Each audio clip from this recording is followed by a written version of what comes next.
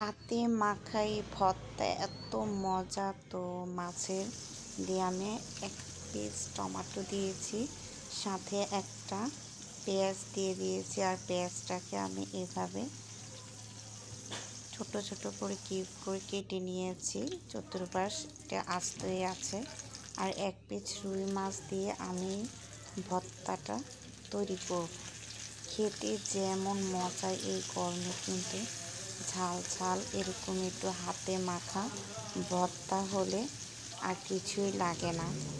এক প্লেট ভাত অনায়াসে পেট ভরে খাওয়া যায়।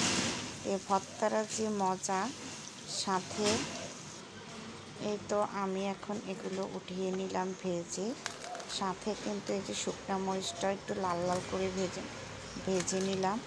তো এখন মরিচগুলোকে চটকিয়ে নিচ্ছি, তারপরে মাছটাকেও চটকিয়ে নেব।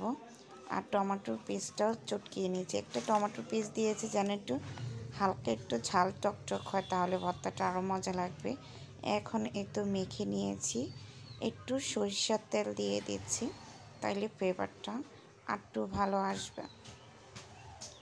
এই তো এখন আমি সরিষার তেল দিয়ে দিলাম আর একটু ভালো করে মেখে নিই।